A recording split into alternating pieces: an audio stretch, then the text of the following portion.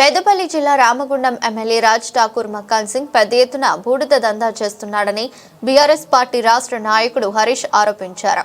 ఈ మేరకు Godavarikhani press club లో ఏర్పాటు చేసిన మీడియా సమావేశంలో మాట్లాడుతూ నియోజకవర్గంలోని కుందనపల్లి ఎల్కలపల్లి వద్ద ఉన్న బూడిద చెరువు నుంచి నిత్యం వందలాది ట్రక్కుల ద్వారా బూడిదను వివిధ ప్రాంతాలకు ఎమ్మెల్యే తన అనుచరులతో తరలిస్తున్నాడని అన్నారు.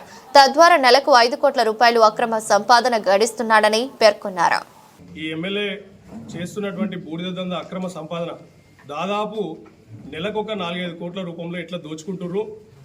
మరి అక్కడ ఆ చెరువులో బూడిద డంప్ చేయడం వల్ల స్థానికంగా 4-5 గ్రామాల్లో ఉన్నటువంటి మత్స్యకారులు, బెస్త కులస్తులు, గంగపుతులందరూ కూడా జీవనోపాధి పోవడము, తర్వాత ఎలకలపల్లి గ్రామంలో ఉన్నటువంటి గౌడ సోదరులందరికీ కూడా అక్కడ ఈదులు ఉంటాయి, ఈత చెట్లు ఉంటాయి. ఆ ఈత చెట్లన్నీ కూడా బూడిదమయమైపోయి వాళ్ళకు కూడా జీవనోపాధి కోల్పోవడము, వీళ్ళ అక్రమ సంపదన ఆగకపోవడము, ఇవన్నీ కూడా ప్రశ్నించాల్సిన విషయం అని చెప్పేసి ఈరోజు ప్రెస్ మీట్ పెట్టిన నేను. ఇలా ఏం జరుగుతుంది? తన అనుచరుడైనటువంటి ఒక వ్యక్తి, ఏబీసీ రెడ్డి అనే వ్యక్తి ఒక పెద్ద ప్లాన్ స్కెచ్ చేసి ఎన్టీపీసీ అధికారులతో సహా తన అనుచరులతో సహా ఎమ్మెల్యేకి అనునిత్యం ప్రతిరోజు 35 నుండి 40 లక్షల రూపాయల అక్రమ సంపాదన, అంటే దాదాపు 500-600 ట్రక్కులు బూడిద ఈ నుంచి తరలించకపోయి ఎక్కడికో వీళ్ళు అడ్డగోలుగా 35-40 లక్షలు సంపాదిస్తారు ప్రతిరోజు. అంటే నెలకు ఒక 10-12 కోట్లు. ఈ అక్రమ సంపాదన అడ్డుకోవాలి. రెండవది, ఎన్టీపీసీ యాజమాన్యం కూడా ఖచ్చితంగా ఇక్కడ జీవనోపాధి కోల్పోయినటువంటి వ్యక్తులందరికీ, భూ నిర్వాసితులందరికీ మరి వాళ్ళ కాంపెన్సేషన్ ఇవ్వాలి, వాళ్ళనే ఆ బూడిద అమ్ముకునే విధంగా వాళ్ళు చేయాలి అని చెప్పేసి నేను ఇలా ప్రశ్నిస్తున్నా, డిమాండ్ చేస్తున్నా ఎమ్మెల్యేని. రెండో విషయం, నగరం మొత్తం ఇలా కాలుష్యమైంది.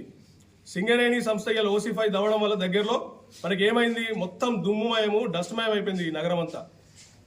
అటువంటి సింగరేణి సంస్థ నుంచి ఇలా 10 కోట్ల రూపాయలు తీసుకుపోయి ఎవడో ఫుట్బాల్ ప్లేయర్ వస్తే వాడిని ఖర్చు పెట్టిరు. ఆడ బాగుపడ్డది ఎవరంటే సీఎం మనవడు, సీఎం కొడుకు, సీఎం తమ్ముని కొడుకు, మక్కాన్ సింగ్ కొడుకు, మక్కాన్ సింగ్ వియంకురాలు పార్వతిరెడ్డి. సింగరేణి పైసలు ఇలా సింగరేణి వెదజల్లుతున్నటువంటి డస్ట్ని కంట్రోల్ చేయడానికి స్ప్రింక్లర్లు కానీ, ట్యాంకర్లు, వాటర్ ట్యాంకర్లు కానీ కొనడానికి వాళ్ళ దగ్గర దిక్కు దివాన సొమ్ము లేదంట.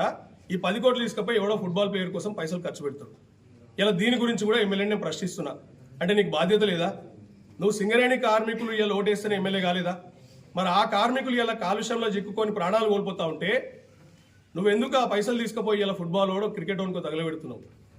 ఇప్పటికైనా కళ్ళు తెరవాలి ఇక్కడ ప్రజలందరూ కూడా. ఆయన ఈ విషయం పట్ల ప్రశ్నించాలి.